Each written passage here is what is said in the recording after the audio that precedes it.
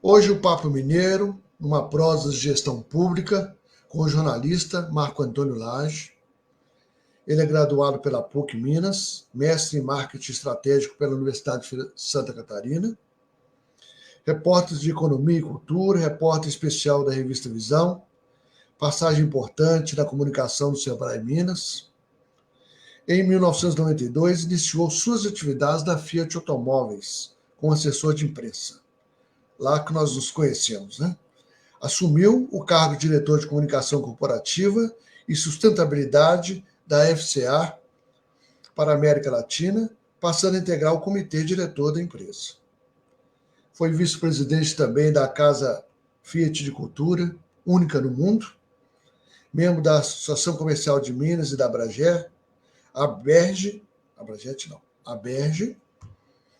ocupou a função de diretor, coordenador voluntário do Instituto Minas pela Paz, ligado à FIENG. Também ganhou alguns títulos, personalidade do ano em comunicação empresarial pela Berge, e outros dois, o prêmio USP de comunicação. E em 2015 foi eleito o executivo do ano no prêmio Top Mega Brasil de comunicação corporativa. E após a Fiat, passou pelo departamento de marketing do Cruzeiro Futebol Clube e também pela CEMIG, e hoje é o atual prefeito municipal de Itabira, terra do poeta Carlos Drummond de Andrade. Seja bem-vindo, Marcos.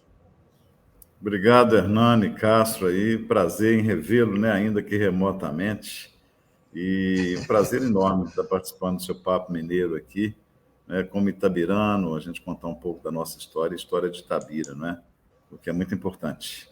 É claro. E é bom voltar para a terra natal e poder deixar um legado, né, Marco? É esse o objetivo, né, Hernani? A gente, depois de tantas experiências aí acumuladas no mundo corporativo, a gente poder utilizar. Eu falo que é o maior projeto social, eu que trabalhei muito com projetos sociais, enquanto diretor de sustentabilidade, também de sustentabilidade da Fiat Chrysler, né, fazendo trabalhos em Betim, também no interior de Pernambuco, depois que nós implantamos a fábrica da Jeep lá em Pernambuco. Então, esse programa de cidades sustentáveis que a gente trabalhou muito no âmbito do mundo corporativo da própria Fiat Chrysler, né? A gente trazer essa experiência para deixar um legado, contribuir com um projeto de reinvenção, né, de uma cidade mineradora, como é Itabira há 8 décadas, e poder construir legados, ajudar a construir legados aqui. É uma satisfação muito grande, é uma experiência extraordinária que a gente tem vivido aqui na minha cidade. Ótimo. Aí conta um pouquinho, então, da sua história.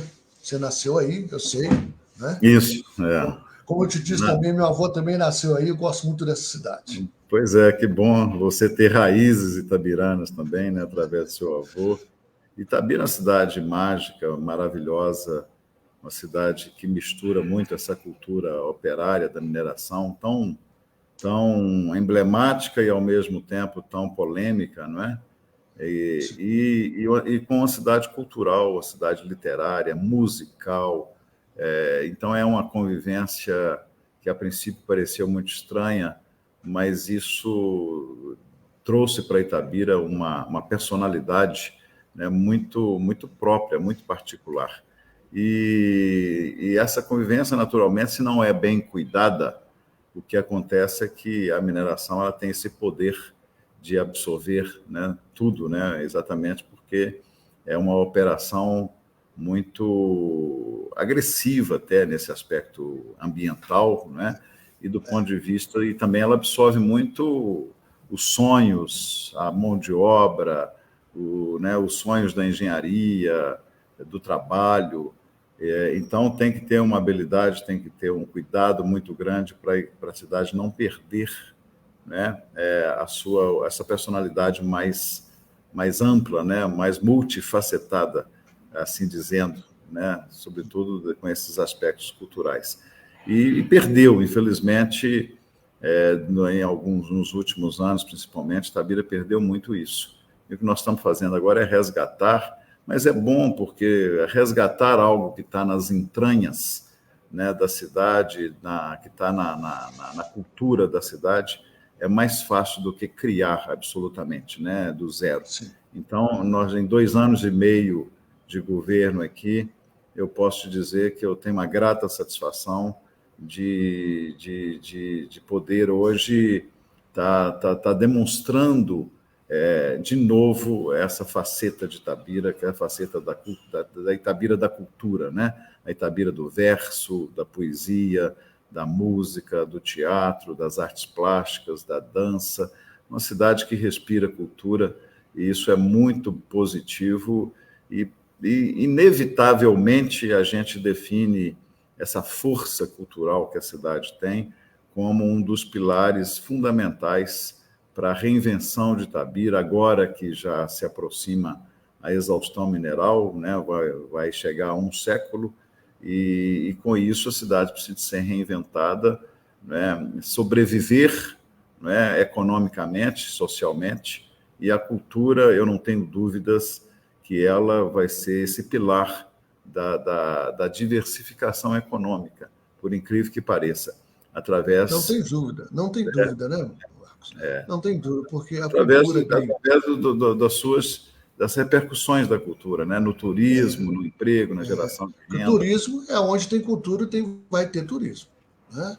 E aí você Exatamente. pode criar um fluxo turístico para economicamente viável, sustentável, isso é muito importante para a cidade. Né? É o que já está acontecendo. É o que já está acontecendo na cidade.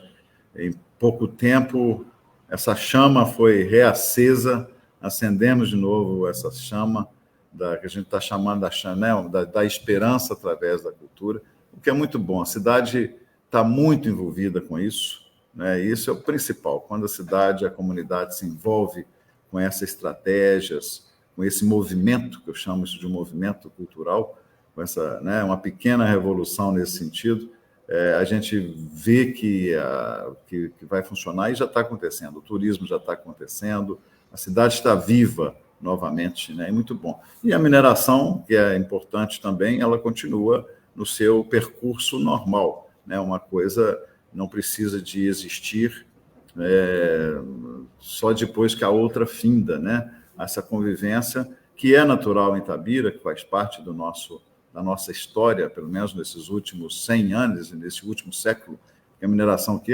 começou antes da Vale, né? Começou no final dos anos 20 ali, e depois, que em 1942, que a Vale foi constituída, criada pelo governo Getúlio Vargas, para explorar, né, a primeira grande mina de hematita, de minério de ferro, a céu aberto do país. Então, essa é a história um pouco de Itabira, e a história que a gente está trazendo de volta agora, né, recontando, trabalhando, nos relacionando com a Vale, para que a Vale entenda também, se posicione junto conosco num programa, num projeto de planejamento estratégico de médio e longo prazo, para que realmente a gente tenha aqui em Itabira um case Sim. da sustentabilidade pós-mineração, que às vezes, e a gente quase sempre, o que a gente vê é o contrário. Depois da exaustão mineral, a gente vê um esvaziamento, um empobrecimento desses territórios, e pior do que isso, né, com todos os impactos ambientais para trás, ficam as crateras, ficam os buracos da mineração, e sem legado. Então, o que a gente está trabalhando aqui agora, inclusive junto com a Vale, é exatamente o fim, trabalhar, nos preparar para o fim desse ciclo, mas com os legados constituídos e definidos para que a cidade sobreviva bem, né, para que haja qualidade de vida no pós-minério. Muito bem. Mas vamos voltar um pouquinho, né? Lá atrás, né? Como é que foi a escolha de fazer jornalismo?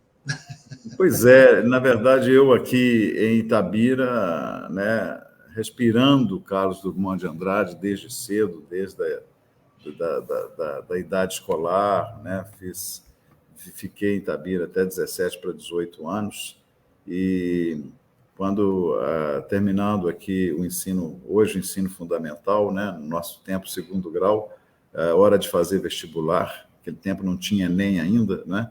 E aí era a hora de definir para onde ir profissionalmente. E aí o jornalismo foi a profissão mais próxima daquilo que eu gostava de fazer, que era escrever poesia, escrever textos, crônicas, contos. A gente tinha essa influência aqui, né, da própria atmosfera literária de Itabira. Eu sempre gostei muito de escrever e fui para o jornalismo. E assim foi, fiz o curso na PUC, curso excepcional, excelente. Aprendi muito, cresci muito naqueles anos ali, início dos anos 80, metade dos anos 80, num curso com professores maravilhosos como Carlos Felipe Horta, Zé Milton e tantos outros ali que marcaram a minha formação acadêmica ali. E foi isso. Então, eu fiz o jornalismo ali, fiz teatro também no Teatro Universitário durante um período, mas eu tinha que trabalhar para poder custear os meus estudos em Belo Horizonte. E aí eu não dava para fazer 2 cursos universitários. O TU, né, que eu gostava muito também, desde sempre, aqui em Itabira eu participava dos grupos teatrais, também tinha um jornal, adolescentes, nós fundamos um jornal em Itabira lá atrás, né, para falar de cultura, inclusive, e de sociedade. E aí eu fiz a opção pelo jornalismo, afinal, tranquei e não voltei mais para o curso de teatro, para poder trabalhar na Minas Caixa, onde eu passei no concurso ali, na antiga Minas Caixa, Caixa Econômica, né? E aí eu trabalhava de dia e ia estudar na PUC à noite. O curso de jornalismo só tinha à noite naquele dia, naquele tempo, tinha da UFMG durante o dia. Então, eu fiz a opção da PUC exatamente para poder trabalhar. E foi bom porque foi um curso excepcional, aprendi demais, aprendi a fazer jornalismo de fato, né? Naquele curso ali foi muito bom, e logo 6 meses antes de formar, eu já estava estagiando no Diário do Comércio, cobrindo férias, e ali continuei por quase 4 anos, né? Também uma outra escola de jornalismo excepcional, ali encontrei jornalistas que você conhece, que são, né, fantásticos, como Otaviano Lage, até por sinal de Itabira, e fui conhecer na redação do Diário do Comércio, né, o Fernando Lana, que infelizmente faleceu recentemente, né, Hudson Brandão, Taquinho, né, o Zé Eustáquio, que foi assessor da Suminas, o Taquinho também, uma grande figura, e tantos outros, Cristóvão, tantos outros, né, o Eustáquio Trindade Neto, do Jornal de Casa, outro grande jornalista também.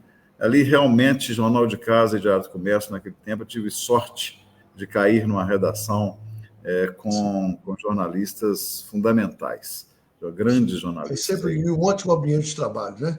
Excelente ambiente de trabalho, e a primeira redação informatizada do Brasil. Eu acabei de formar, treinado em máquina de escrever, lá nos laboratórios da PUC, e eu caí numa redação que acabara de ser informatizada.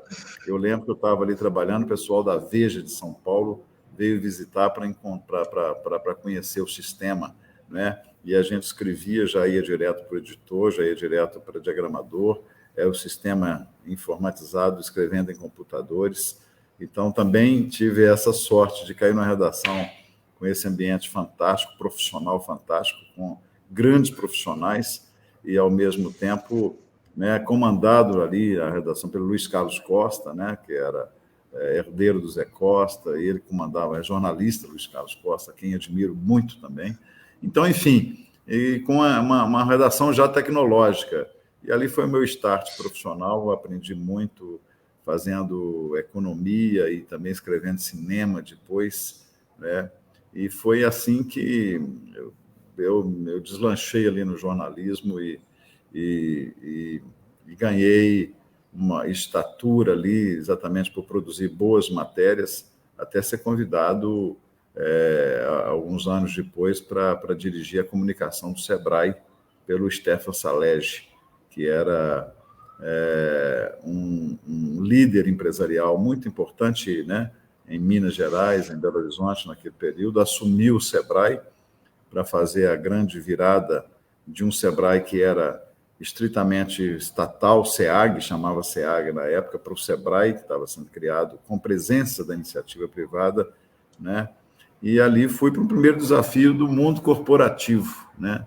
Assumi o SEBRAE ali, sob a consultoria também de 2 grandes jornalistas importantes que estavam ali naquele momento, prestando essa assessoria para o SEBRAE, que era o Nairo Almeri, né?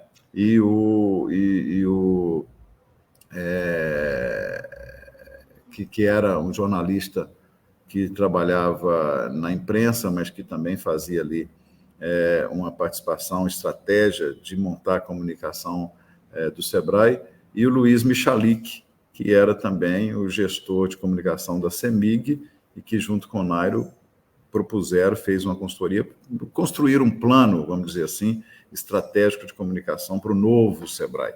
E aí me convidaram para tocar isso. Eu fico impressionado, né? Eu tenho entrevistado muitas pessoas também do interior do estado, né? Em lugares distantes, né? Como o Stefan tem uma influência, né? Que gestão fantástica foi do Stefan na FIENG, e ao mudar o SEBRAE de postura, né? Como que aconteceu isso? O Stefan foi Ele é uma revolucionário. pessoa muito inteligente, né? De visão, né? Não, foi realmente, Hernani, foi revolucionário, porque ele trazia essa cultura dele europeia, austríaco, né? Eslovênio, né? Mas ele trouxe ele trazia essa cultura dele, esse dinamismo, essa visão de mundo que ele tinha realmente. Tanto é que uma das principais obras dele no SEBRAE, além da criação de todos os escritórios regionais, né, a ampliação do SEBRAE, né, aumentando a capilaridade do SEBRAE no interior, ele realmente mudou e reconstruiu o SEBRAE em muito pouco tempo, mas principalmente ele trazia essa visão de mundo, né? Então o Stefan realmente ele foi um líder muito importante para Minas Gerais naquele período ali, e ele fazia e trouxe para o SEBRAE esse dinamismo, né? Então foi muito importante. Ali, e na comunicação propriamente, ele trouxe 2 grandes profissionais, como o Michalik e o Nairo, para poder construir com ele ali esse plano estratégico, e me convidaram para executar esse plano. Foi um grande aprendizado para mim, eu tinha 20 e poucos anos, e já me despontei no jornalismo econômico no Diário do Comércio, e entenderam que eu tinha o perfil para poder virar a chave em tão pouco tempo, e virei a chave da redação de jornal para a visão mais corporativa, né, para esse trabalho mais corporativo. E ali comecei com a minha carreira corporativa, que se deu aí durante muitos anos depois, até chegar à Fiat. E aí veio a Fiat, né? Como é que foi essa passagem pela Fiat? Mais de 20 anos, né, Marco? 25 anos, exatamente 25 anos. Exatamente, eu estava no SEBRAE, e ali rapidamente também executando esse plano de comunicação no SEBRAE, muito importante, numa virada do SEBRAE, a Fiat abriu uma vaga de assessor de imprensa, eu fui convidado a participar, exatamente por já estar em curso a minha experiência nesta área, e fui escolhido ali entre vários candidatos, e comecei minha carreira como assessor de imprensa da Fiat no 1º de julho de 92. Então, e ali se deu, eu fiquei até julho de 2017, portanto, 25 anos como assessor de imprensa. 5 anos depois, eu me tornei gerente de comunicação, e 8 anos depois, eu me tornei diretor de comunicação, e logo em seguida, para o Brasil, e logo em seguida, diretor de comunicação corporativa para a Fiat América Latina. E depois, alguns anos depois, eu incorporei também, aí foi um movimento que a Fiat fez de fundir algumas áreas para reduzir, né, custo, número de diretores, etc. E aí eu incorporei também a área de sustentabilidade. E assim fiquei até 2017 como diretor de comunicação e sustentabilidade da Fiat Chrysler para a América Latina. E aí já tinha ampliado também, a gente já se ocupava também do México e de todos os países da América do Sul, Central e do Sul, né? Então foi Argentina, né? Tem Fiat em Córdoba, né?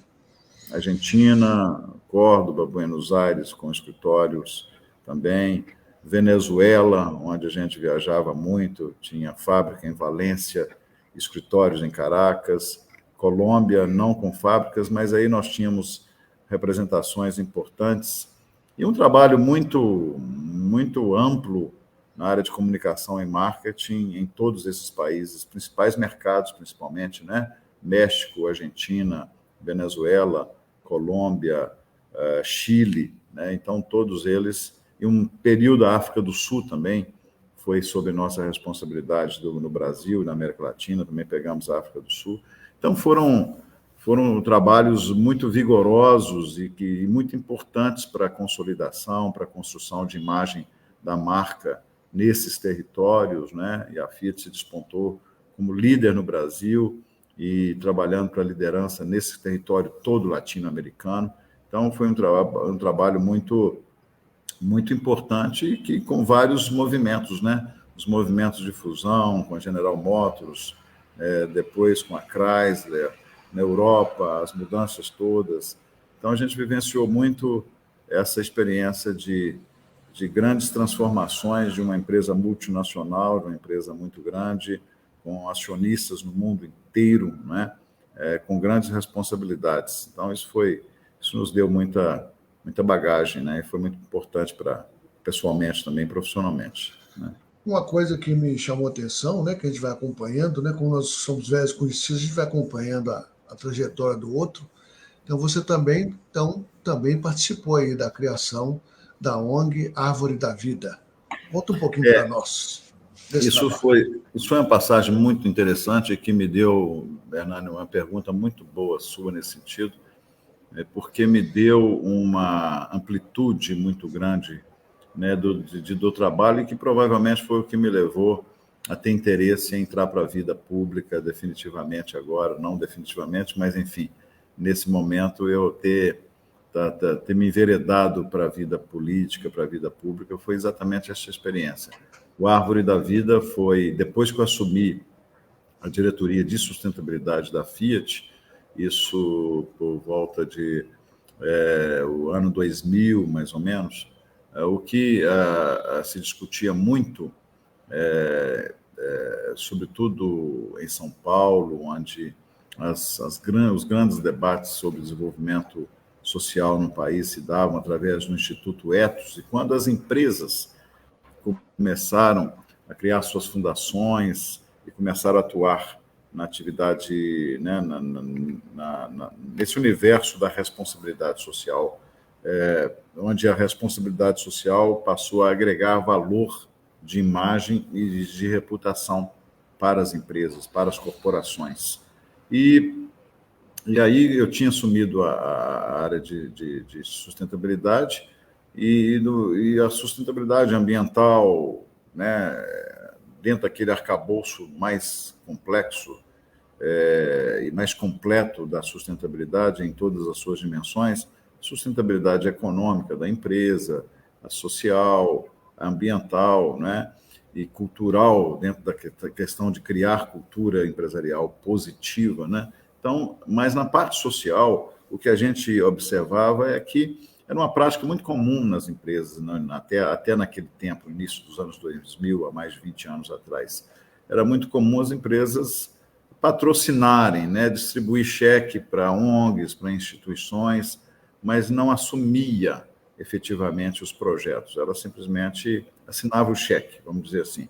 Então, nós fizemos uma grande mudança naquele momento, uma proposta que fiz à direção da empresa e aceita com algum custo. Meu livro eu conto, né, os percalços e as dificuldades iniciais de aprovar esse projeto, porque a Fiat tinha mercado no país todo e atuava né, em vários estados, assinando cheques para pequenas iniciativas sociais.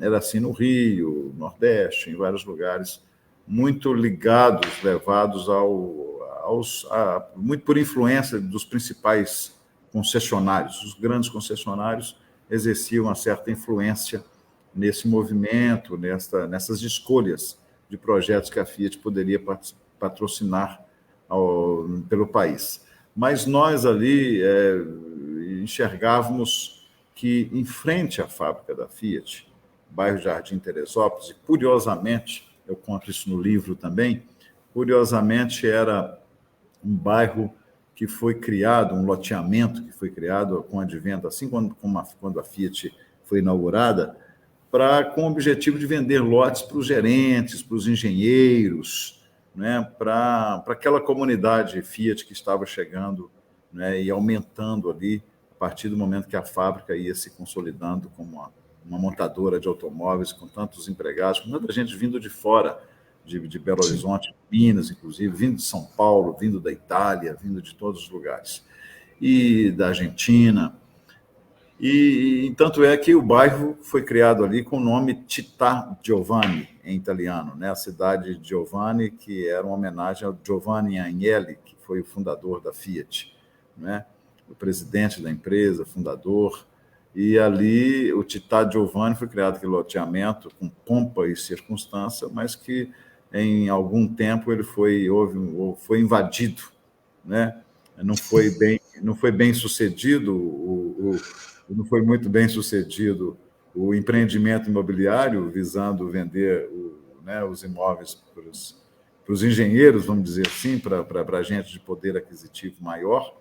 E, ao final, foi havendo invasão, e ali se tornou, ao longo dos anos, um grande bolsão de miséria, de pessoas que vinham do Brasil todo, de Minas Gerais, do interior, em busca de oportunidades na nova fábrica da Fiat. Era um grande boom, um divisor de águas do perfil econômico de Minas Gerais, que era mineração e siderurgia, Usiminas, propriamente, lá em Patinga e tal, e veio a fábrica de automóveis, e isso atraiu milhares de pessoas buscando oportunidade de trabalho. E, naturalmente, não teve oportunidade para todo mundo, e isso também é um fenômeno que acontece em todas as grandes companhias que se instalam, né? É um fenômeno, a gente estudou isso, que se repete, ou se repetiu, né, em vários lugares ao redor de grandes usinas, de grandes companhias, de grandes fábricas, se formam também bolsões de misérias, né? Então, um cuidado social que nunca se teve no Brasil, pelo perfil também socioeconômico brasileiro, e ali formou o Jardim Teresópolis. Em vez de Città Giovanni, formou ali um aglomerado com mais de 45 mil habitantes, entre 3 comunidades ali, Jardim Teresópolis, Vila Benji, né, e Vila Recreio, são 3 que se uniam ali, e com grandes problemas sociais ao longo do tempo. Problemas de tráfico, de violência, até se tornar um dos bairros mais violentos de Minas Gerais. Quando a gente assumiu ali, daí a grande dificuldade de aprovar isso no início na Fiat, eram 40 homicídios por 100 mil ano. Então, que é isso? Era um indicador, um índice de mortalidade, de violência, de delinquência assustador, um dos maiores do país, do estado de Minas Gerais.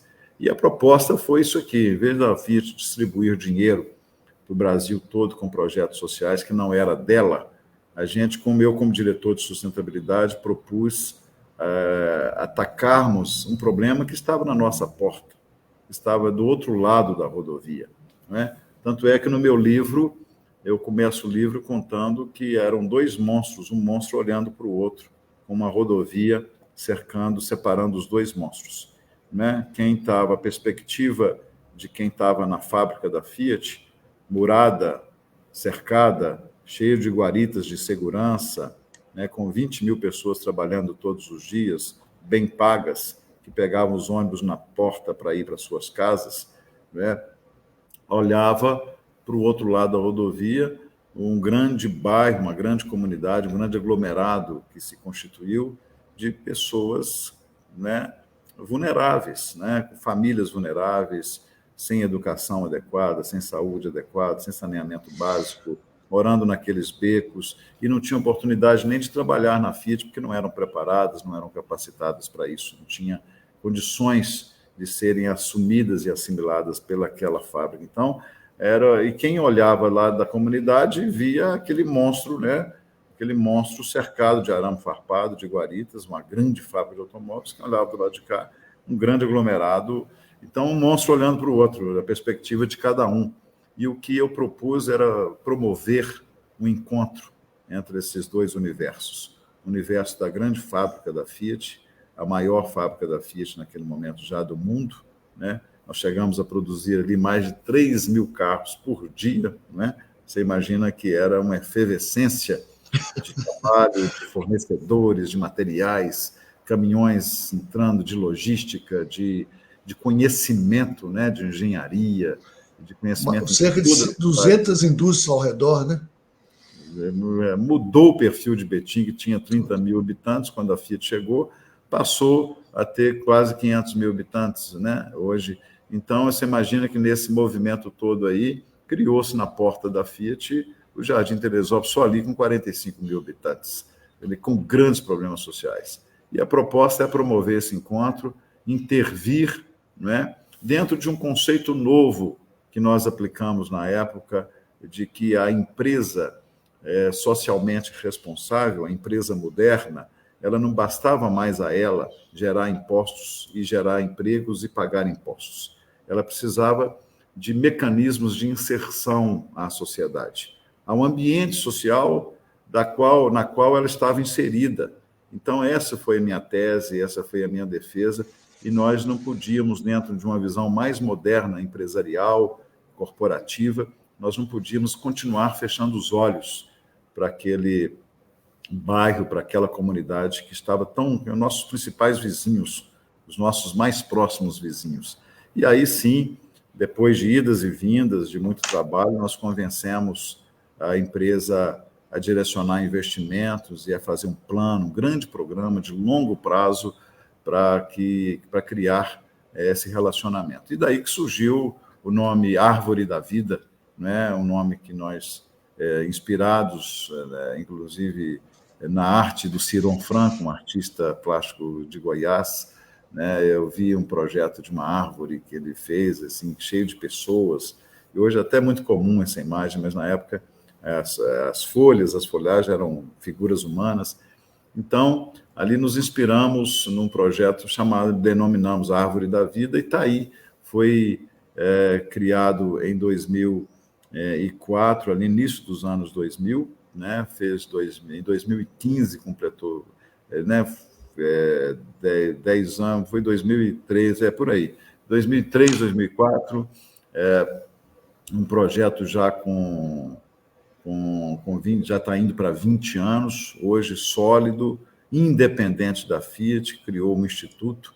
Então, um projeto que nós criamos para durar, para que em 10 anos ele fosse autossustentável, e assim aconteceu, e deu origem ao livro que eu tive o prazer de escrever para contar essa história, né, do mundo corporativo, da Fiat Chrysler se inserindo dessa maneira e transformando vidas, transformando o ambiente social muito inóspito em um ambiente produtivo, educado, inclusivo, sobretudo. Então, foi uma grande experiência, eu guardo isso com muito carinho, essa experiência com muita, né, com muito afeto, esse trabalho que a gente fez ali na época.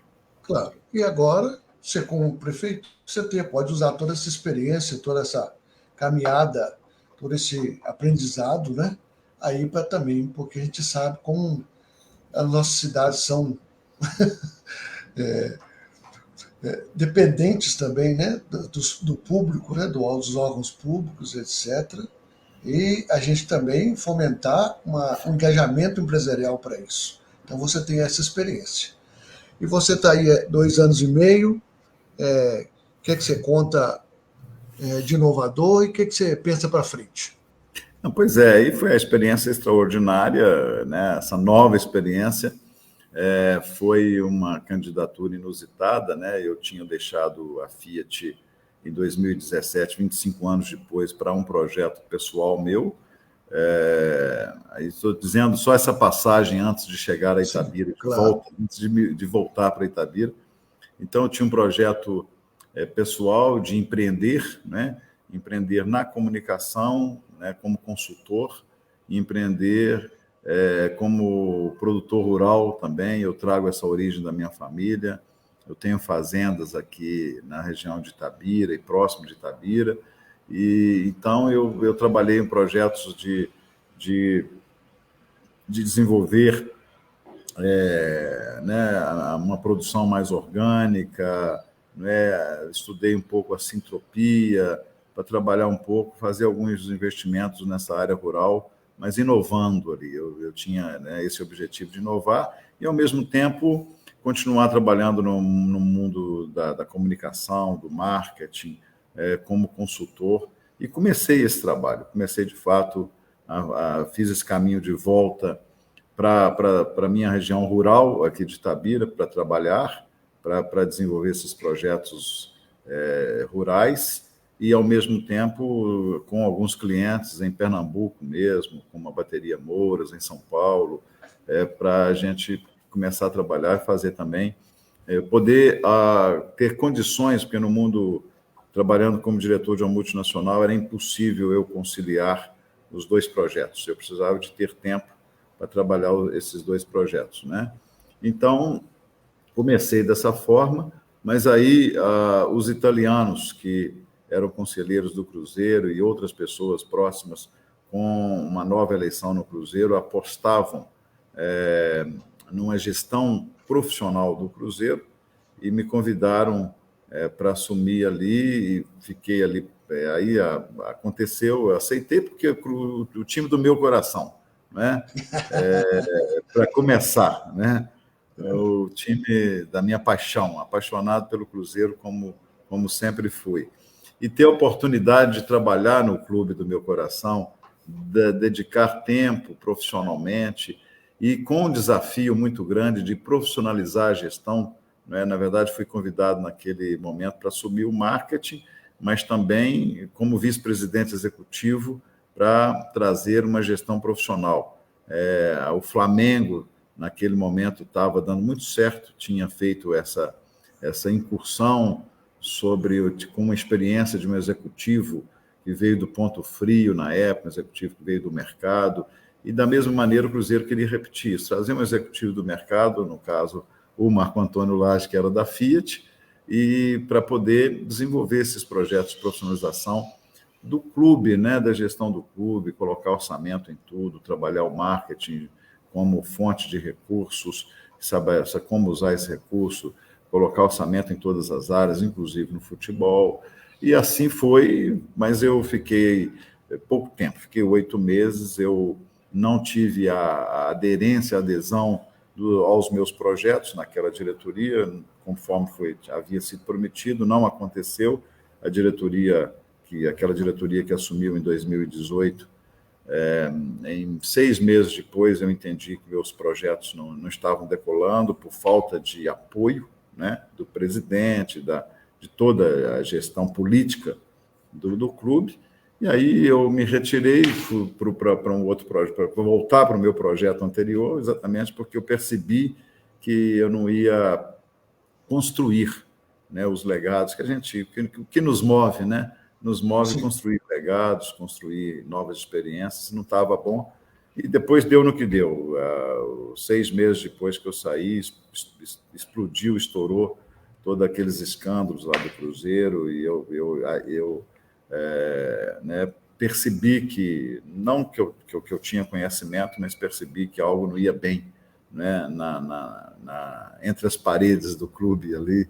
Então, saí na hora certa, saí bem antes, exatamente porque eu percebi que não era um ambiente adequado para o meu trabalho, não ia ter resultado no meu trabalho.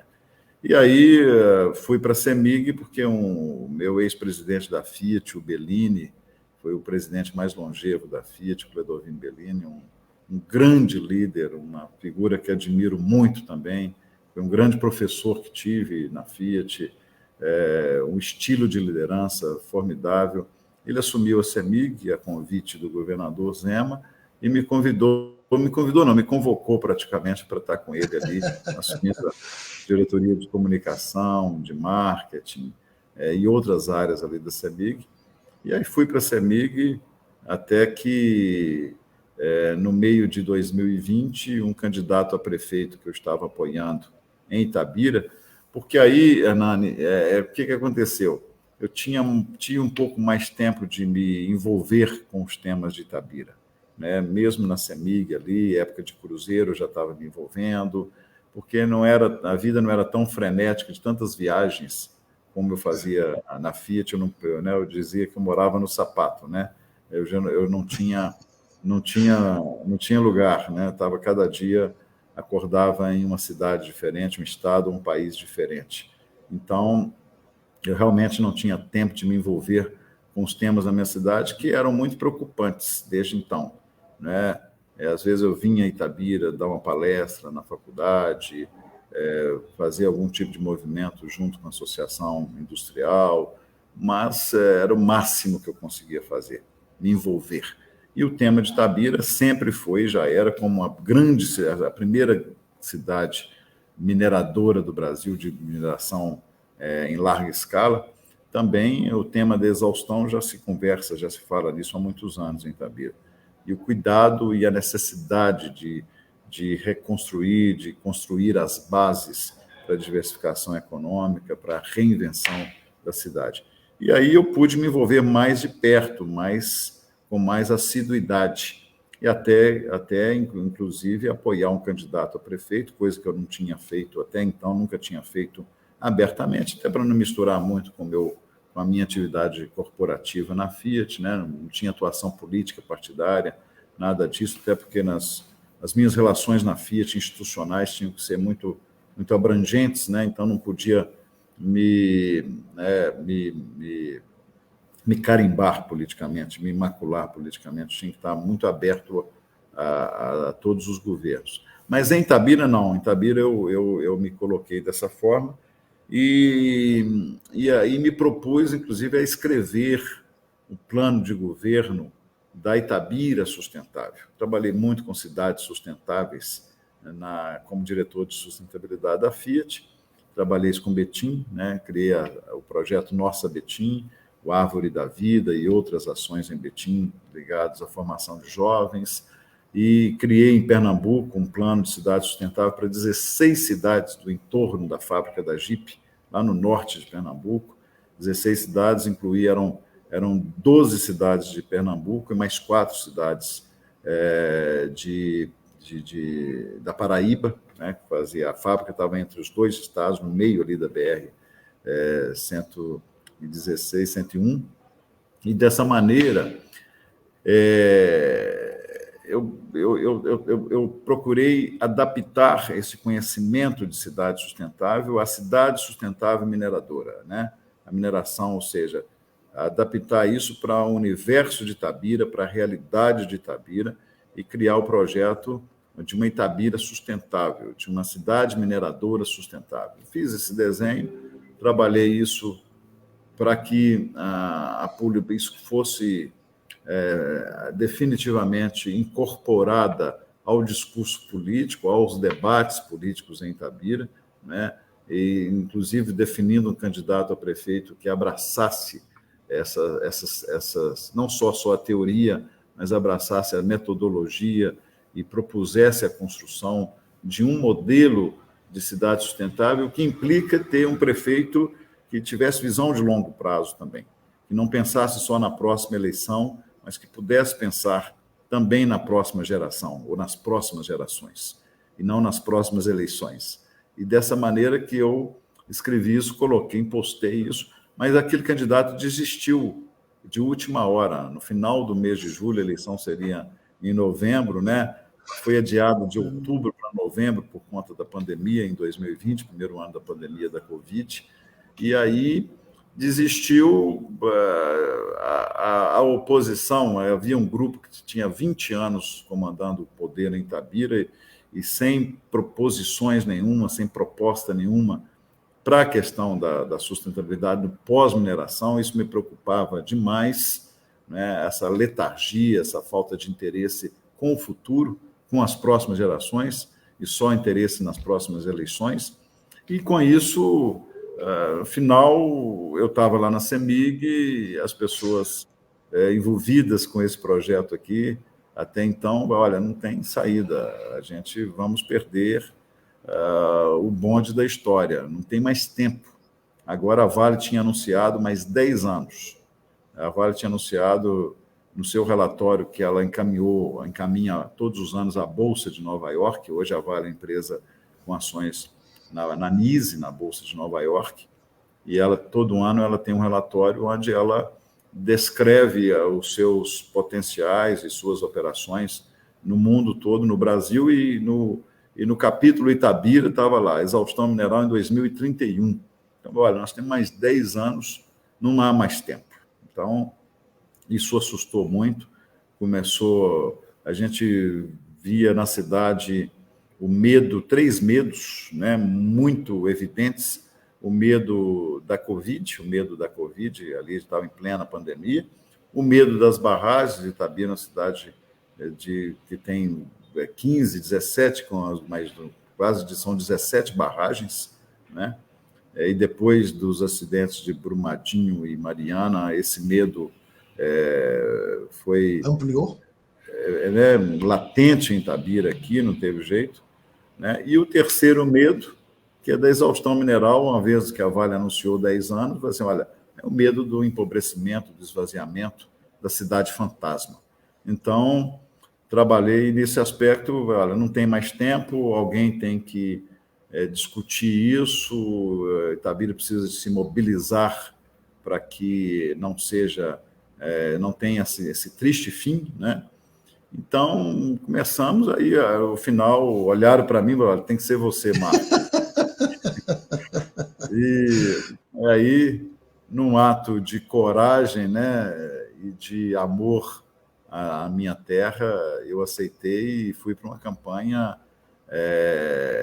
épica, eu diria, porque eu comecei a minha primeira pesquisa em agosto com 0,3% das intenções de voto, contra 64% do prefeito que era candidato à reeleição, né?